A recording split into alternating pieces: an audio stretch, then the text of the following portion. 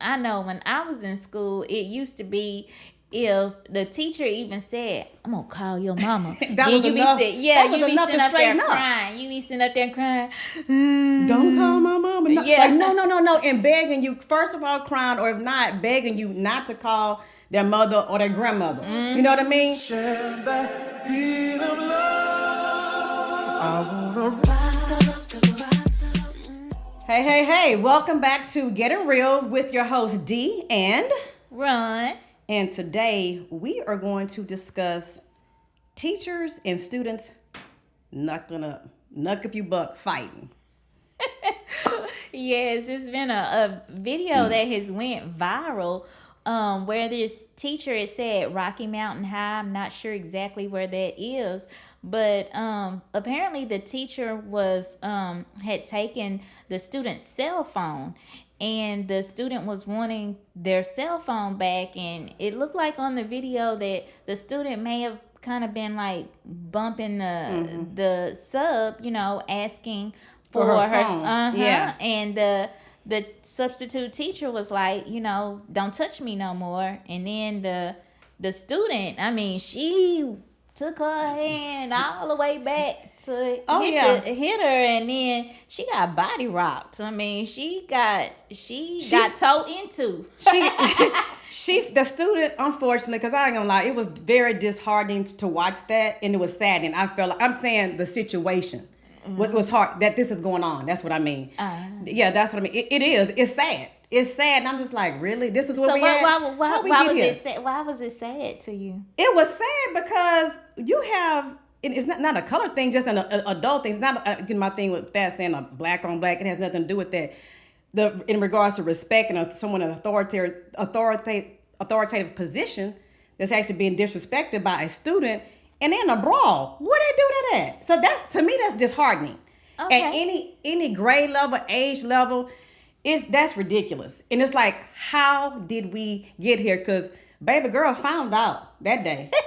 She did. She was saying, get her off of her. Get her off of her. Yes. And it's sad because it's sad because you don't want to see anybody. I didn't want to see anybody's child on the floor, their head being smashed down to the floor. Whether you can't breathe or can't breathe. She was still being combative. Oh, absolutely, she was. But watching it, you don't want to see that, and you don't want to see the teacher either having to even fight this girl. So to me, it's all around. It's just sad. I looked at it and I was like, here we go. And so, how do we get to this point? And that's what I was looking at this like, why? Because this is becoming, unfortunately, so common now. We don't want to make this the norm of teachers. And it used to be what? Students meet me after school. Yeah. Meet me in the hallway. It's students and teachers now fighting. That's ridiculous. But again, I asked the question, how do we get here? In my opinion, I think is, I'll answer my own question. How do I think we get here is the lack of respect for authoritative positions and roles. These kids, they don't fear anything or anybody. Well, that starts at the house, Oh, absolutely. It was another incident. I think it's been like a year ago. It was either in Cedar Hill or DeSoto here in Texas, where it was another sub, and the kid picked up a chair and threw it at the teacher. It was an older gentleman, and hit him in the head, and he was bleeding, and he threw it back, and people were saying he shouldn't. I mean, it's hard to say what you would and wouldn't do, but if teachers are constantly getting attacked, whether it's a sub or whether it's a regular teacher, this shouldn't even be happening. It shouldn't. Because I know when I was in school, it used to be, if the teacher even said, "I'm gonna call your mama," that was enough. You be sitting up there crying. You be sitting up there crying. Don't call my mama. No, yeah. No, and begging you, first of all, crying, or if not, begging you not to call their mother or their grandmother. You know what I mean? But things have definitely changed, and same here. Same thing when I was in school. Even your baddest of the bad actors in school that would just cut up, and that's what they do. There was still some respect though. Yeah. You know what I mean? They never would. They may cut up and disrupt your class and act a fool and all of that, but they wouldn't raise their hand and hit a teacher. Right. And it has talk crazy. It has just really, really, really gotten out of hand. I was at a I know, that's why I left. I, I One was, of the reasons I anyway. was called in to do like a business expo at a elementary school to talk to the kids about business and stuff. And I'll never forget in one of the classes that I had, when I asked, I said, okay, are there any questions? And the kid, he raises his hand. I said, yes. Who did your teeth? Wait, what? See, that's what I mean. Fly by the mouth. I can't deal with that. I said, Excuse me? yeah. That's what I said. Excuse me? Who did your teeth? I said, who said I got my teeth done? Ain't nobody teeth white like that. I said, well, maybe I'll just brush my teeth real good. Man, I brush my teeth every day. I said, well, you don't know what kind of toothpaste I use. Man, who did your teeth, man? I was like, And that's how he's talking to you. Yeah, and it's And like, what age level was this? this Grade? was fourth or Fourth fifth grade? grade, because I had both fourth and fifth grade. graders? Yeah, that they were like changing Okay. classes, so I don't even know Right. fourth or fifth. But it's like, boy, what? And even then, Like, ain't no way I would have ever said any such a thing. me either. Me either. I would Me have got either. knocked in the mouth Exactly. when I got home. And that's another thing as far as when I go back, circle back to the question, how do we get here? Is these kids, a lot of kids don't have respect for authority. But as you stated, it starts at home. And you're right.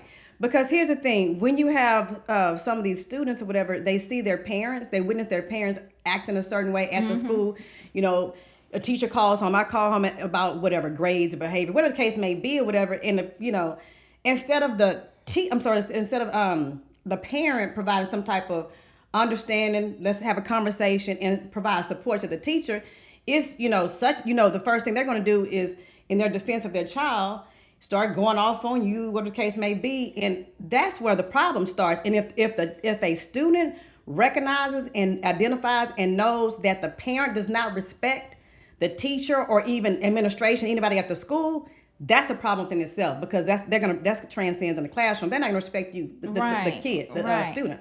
Yeah, and I had a friend that he subs, and he was saying that sometimes when he may just tell a kid, hey, I'm gonna call your mama, I'm gonna call your parents, and they say, call them. I'll call them for you, and she gonna do this, that to you. And it's like, and that's what I'm saying, because their parent, I've witnessed it. I've had those type of parents. I've dealt with difficult, challenging parents, and it is stressful. It's overwhelming. And as a teacher, you have the right, in anyone, whatever job capacity or role you play, to show up at work, to do your job, not to show up and wondering if I'm going to get shot today by a school shooter, if I'm going to get cussed out by a kid or a parent, or assaulted by a student. That's ridiculous. So my question to you is, when you were an educator, how does that affect your job when you say you have spoken with this child's parent before, and the parent, and I'm just going to use it as an example, say that kid, they were not performing well in class, be it on their grades or they were talking too much, and you call that parent and that parent jumped down your throat. How do you handle that if you have another incident? What do you do? And you are going to have another incident. I mean, when you have those type of parents that's not supportive, because again, I've been in a situation, to answer your question, I've had to make those phone calls. If you have a kid that's not performing, so you not continue doing well, to make the phone call, even if you know you're not going to get anywhere? Everything with the school is documentation. Document. So you want me to do my job aside of, teaching a curriculum and all of that or whatever, but you also want me to document.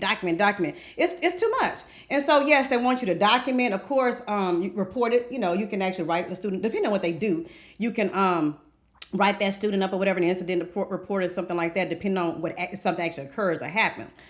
And submit that to the administration, whatever, and administrator. And hopefully you have a supportive administration on your campus or whatever that's willing to support you, meaning call that parent in if you can catch them. It depends on what kind of campus. See, I always taught at Title I schools by choice. What does that mean? That's going to be your lower income students, whatever, where the schools are located. And I honestly, I've passed 100 schools to go to those schools by choice because I feel like I can make more of a difference, make a benefit for me and what I had to offer on those campuses. So that's on me. So when you teach at those schools, typically predominantly going to be lower income Hispanics and African American children, whatever students, but that shouldn't have anything to do with your behavior. Your socioeconomic status should not have anything to do with your behavior. However, that's not always the case. You know, you that's what you get. You know what I mean? And so hopefully you have some administrator that will actually back you up and support you, and have the parent come in. And when you come in you can have a conference by yourself with that parent, but also it helps when the administrator calls you in and then there's a witness, and then they actually give that much needed support. But a lot of times it's even hard to catch these parents on the phone, to be honest, to even get them to come in to even have a conversation about a parent conference. A lot of times you just have to write up the parent conference on the actual form provided and send it home. You might receive it back or not. It just depends, but it was very frustrating and frustrating, I can say, when you don't have that support, and then when there's multiple students in that situation. Okay, I don't mean to interject, no, go ahead. but let me switching the course real quick. So you mentioned that these are lower income status. So yeah, economic status. So have you ever worked in a school where it was not a low income situation? Do you have any friends that work in schools that weren't low income? I do, and my kids go to school like that. But again, like I said, I bypass their school and all others because I want to be. No, I was just going to ask. So there's a difference though. That's I was going to ask. There's a difference. The support, even in my school, I mean my kids' school, even me as a parent. For one, there's the lack of parent involvement. Half of them at the other schools don't care. Or sometimes it's not that they don't care. It is what it is. They have 2 jobs. I can't come to a parent conference. I just can't. Then it depends on what type of teacher you have. Like myself, who've stayed after school beyond hours. Okay, you get off. Okay, really I'm off now by contract time, done my duty and all that. It's just say 4:30, whatever. Okay, I'm gonna wait for you, Miss Williams, for 5:30 because I understand you're just not getting off and you can't get over here or whatever. So it's how, if you're gonna accommodate that parent. Every teacher don't do that. I did. And there's several others. I'm not just tooting my own horn, but several other teachers actually accommodate those parents or whatever. But it's situational, and I think, and that's the thing, you have to be relatable and understanding of those type of situations. So it's not that all parents don't care. Some of them just in a situation. And it is what it is, and they may be staying with we always have some type of dynamics going on different than other people. That you might be staying with grandmother from this time to this time. I'll pick you up in the morning. Everybody be like, what are you talking? The kids in my school or parents will be like, what are you talking about? Because they have no idea connection to that. That wasn't my upbringing, but I still understand because I've had friends or even other family members in those situations. So I'm relatable. That's not my situation, but I can still relate to it and be a little bit more graceful in those situations or whatever. So, but yeah, sometimes, like I say, trying to just get those parents on the phone is one thing, but if you can get them to come in is another thing. The parent, I was going to say, I'm sorry, I got off track. The parent involvement. So on other types of campuses, you have parent involvement. They're going to be there. They're going to be in your face. For the most part, the teacher's not having to reach out and ask for or request a parent conference because the parent is going to be asking, hey, I noticed we're almost at the end of the, almost this season. We're almost at the end of the grading period or whatever, and such has this particular grade. What's happening? Or you didn't enter any grades. So they'll ask and challenge the teacher, what's happening here when you're going into Skyward or whatever platform that the district actually use. So the parents are asking. The teachers are not chasing parents down, trying to, hey, come in. I just want to talk to you really quick about, Amber, Michelle, how can we actually work together to help her support? Yes, I can do only so much at school, but I need you to reinforce this same skill or at home. Not only that, I'm going to go a step further. I'm going to show you and teach you if you have time to teach him and help him or her. It's so many dynamics to teach, and it's so stressful. That's one of the reasons why I left, because of the stress level that when it sort of affected me and even my home life and my children in terms of time, because it's like you're never off. Okay.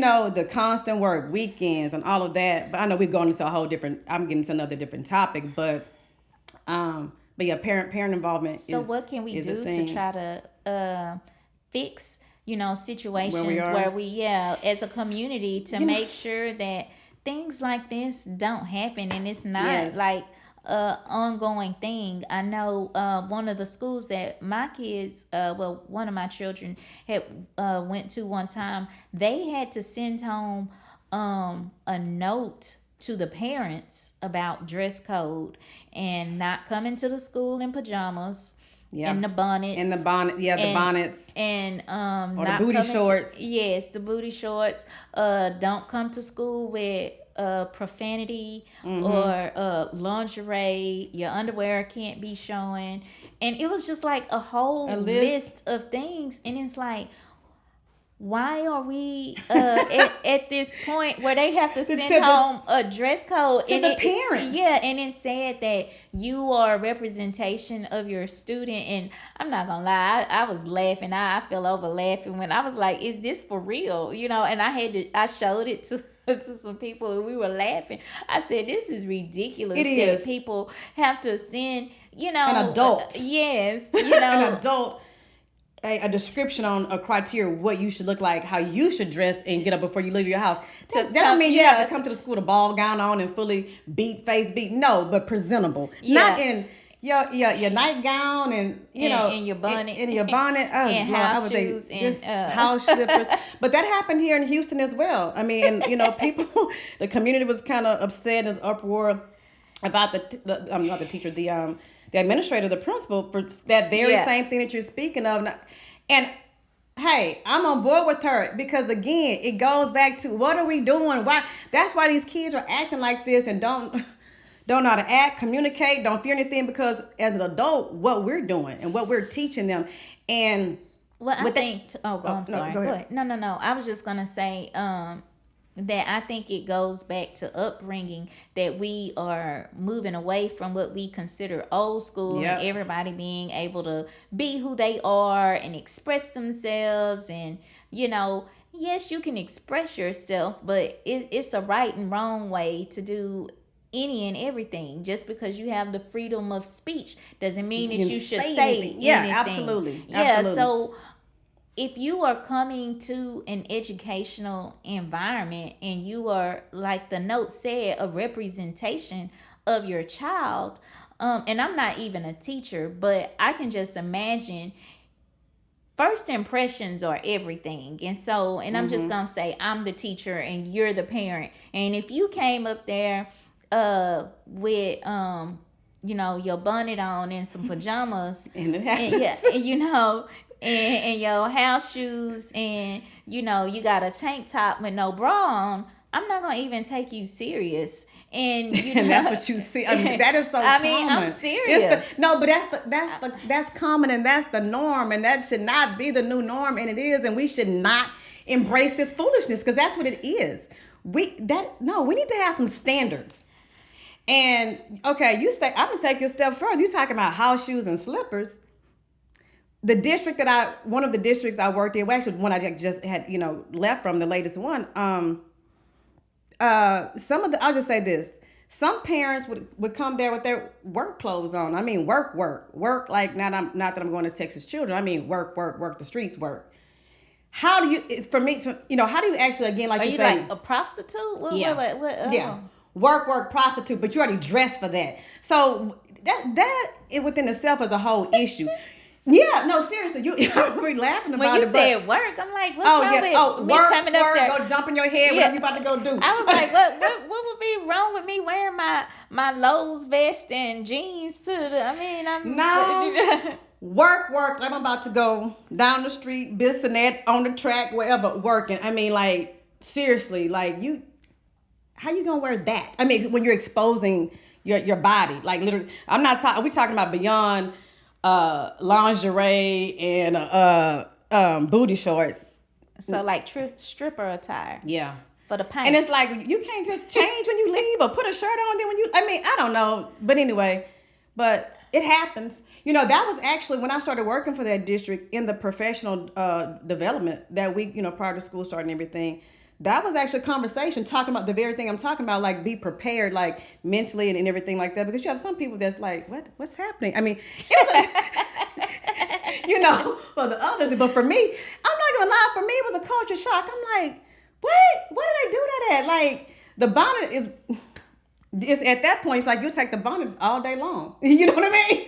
And house slippers, it's like, But again, as a community, we need to change this. We need to get back to having some standards and be proud and embrace who we are as a people and get back to that. And I just think, and maybe I'm trying to get the parents involved with the administration, the actual school itself, whatever, the campus, and having something for them and allowing the parents to have a voice and open, and even to because they need to talk about like some of the policies and procedures that are currently in place in regard to when we have these altercations, like teachers fighting. Teachers and students fighting, and the students assaulting teachers. What happens and everything. So I think again those policies need to be reevaluated. And they need to be something. They need to talk about, conflict resolution, but also maybe invite and try to get the parents their thoughts in it as well, so they can be supportive and actually teach their children how to behave in a more positive manner, or whatever. Because this cannot be our future. This cannot be our generation. Like, no, moving forward, this generation here, no, throw it all away. Well, I mean, I saw. I don't mean that literally. We need to correct it. We don't want to throw them away. But I saw both sides online. I saw some people saying that the teacher was wrong, and then I saw instances where people were saying that the kid got what they deserved. Yeah. But I mean, in a situation where your space has been violated, and you have a student that's charging you up and in your space and then hits you, I mean, it's kind of hard to like kind of turn the other cheek and walk away. Now, what I will say is, why did the teacher have panties on? Like, well, I at one point I didn't know what I was watching. Me either. To be honest, because I'm trying to view this video and and see what's happening. But I honestly I had to watch it a couple of times. I'm not lying. I watched it like 5 or 6 times because to see the point and purpose of me watching it, opposed to just seeing booty flopping everywhere. I was like, wait a minute. Wait a minute, hold on. It was a distraction. Yeah. It was a whole distraction. I was like, cause then I'm like, what is she wearing? Yeah. But I'm not gonna lie, I had to start it back at the beginning a few times too, because I was like, did her bottoms fall off in the process? Same. Because it seemed like it got shorter. Yeah. For some reason, like something like there's an article here, piece of clothing that's missing. Yeah, I was like, and I just because it looked like she had a regular, like a blazer type dress, and then in the fight, it seemed like it became non-existent. I could see, like, because you can see the color of the thong between the chiffon. Yes, it was like red or pink or something. I want to maybe say red. I didn't see it. Yes. All I saw was booty cheeks. Well, I'm saying the sides or whatever. I didn't see that. I'm going to have to do it in slow motion. Go back in slow motion, because I was trying to understand really what was going on and happening. And as a teacher, before you can even teach these children anything, your students, you have to first create an environment, a safe environment for them, a nurturing environment. You have to create and establish a relationship with them too. I don't understand, how can you create this wonderful, Care Bear environment, and like I said, the kid did me and was just like, who did your teeth? Like, I'm not saying, listen, I'm just saying what the plan is and the mission. I'm not saying it's gonna be accomplished. But and teachers are taught, how to handle themselves in a situation like that, to de-escalate and which it's like we do have rights as well. I mean, I'm saying I am not a teacher no more, educator, but anyway. But there are rights that you have, whatever. But it's just like, again, if somebody's in your, like you say, if somebody's in your space and you feel, honestly, you really feel threatened, and they actually go a step further and hit you, I mean, you can't say what you're gonna do. This been some time ago, was because I was on a high school campus. I wasn't a teacher at that time. I spoke about this this incident in a previous episode. I was over a dropout program, an at-risk program, so I knew what I was getting into, and the kids. But I ain't scared of that. Okay, come on. In terms of your issues, we're gonna work on that. Because I'm thinking I can help you and change that. So anyway, long story short, I told you the little girl cut me off in the parking lot or whatever, and then she happened to come to my office or whatever with visiting another student that was in my program, and it was like, oh yeah, that's the lady who cut me off and blah blah. And next thing, and I'm like, wait, who is she talking to? Because first of all, that fly by the mouth, I don't do at all. Like, I don't. So I'm like, who is she talking to? And just not even her physically putting her hands on me, just what you're saying, like the tone. And you talking to me all fly like I'm another student. I mean, I might be short and small like a little student, but no, I'm a whole adult. Like, what is wrong with you? And it didn't, like I said, nothing happened because she did get up, literally face to face, right? Mm-hmm. Nothing happened because before I could even really say anything to her, my students intervened. They jumped in, separating us. Oh, you're not going to talk to her in my defense, you're not going to talk to her like that and this, that, and the third. And I'm like, oh my God, what is happening? Like, this is crazy. But this is like a whole lean on me situation that I wasn't ready for. But in situations like that where we are seeing, and with the social media age, we are seeing more and more and more incidents like this. Yes. And so just like with the police situation, police are saying that they are afraid, and that's the reason why a lot of the shootings happen. So what if teachers become afraid? Exactly. And instead of even asking questions, because if you see if this somebody you jump, then it's like, okay, what's up then? What happens then? And then a lot of schools are saying that they want the teachers to carry because of the, people coming in the schools, the shooters. Yeah. So what if we have teachers with guns and now, you say something or you sideways, you not even say anything shot. But jumped in my face, like in your space, because people can't talk, all day long, whatever, but jumping in your space, invading your space or whatever, and feeling threatened. Yeah. And not even going a step further, somebody swing on you, then that changes the whole dynamics of everything. Mm-hmm. Because again, in every district and state or whatever, they differ. But I mean, for the most part, as a teacher, you have the right to defend yourself to the extent reasonably to get yourself out to get yourself out of that situation. I've had to restrain one student once before. This is elementary. This is a different situation. Elementary student going wild, flailing their arms and all that, and just kind of restrain. Hey, somebody, and just hold his arms, calling for another teacher to pause. If you have a middle school or even a high school, what is restraining? And especially that's a straight up fight. Yeah, it really is, because again, I'm talking about an elementary student who has behavior issues. You just restraining them, holding their arms down. Just that I was taught, not just something D did, but I was taught. And then you're calling for help and somebody come in and intervene. But you're right. These middle school students and high school students, they're bigger than me and you at this age. Yeah. You know what I mean? And so you're right.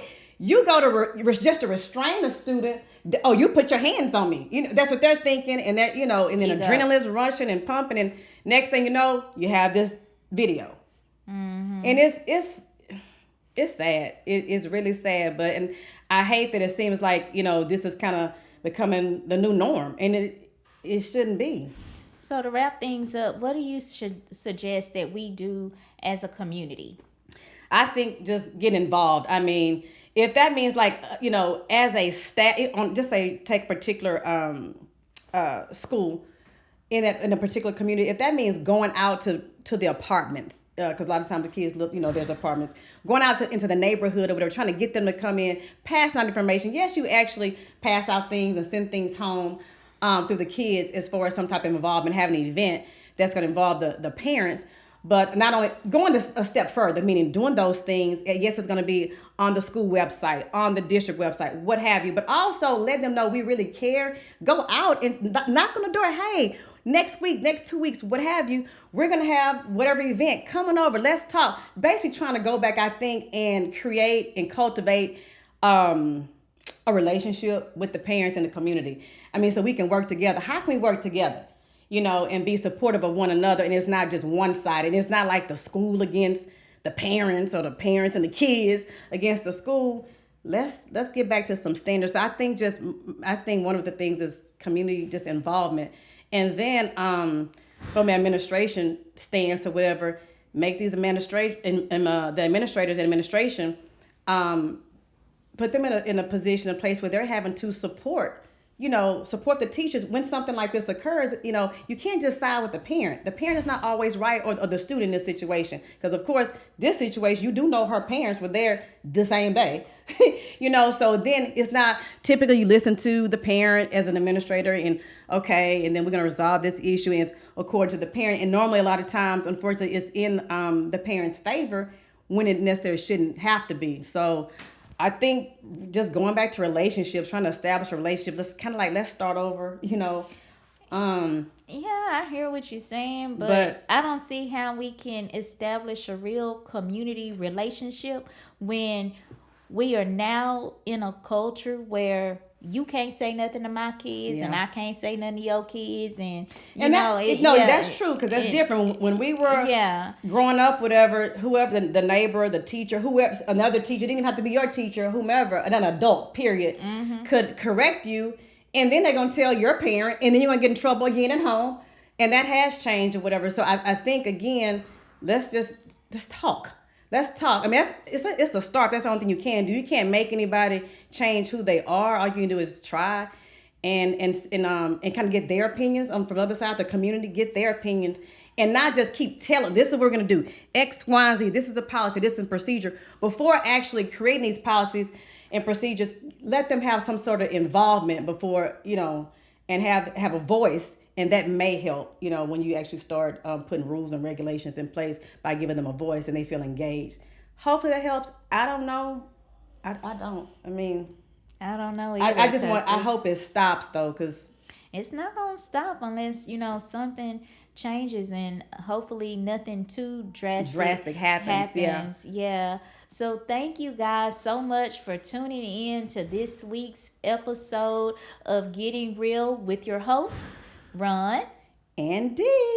And please like, subscribe, comment, and we look forward to seeing you guys next week.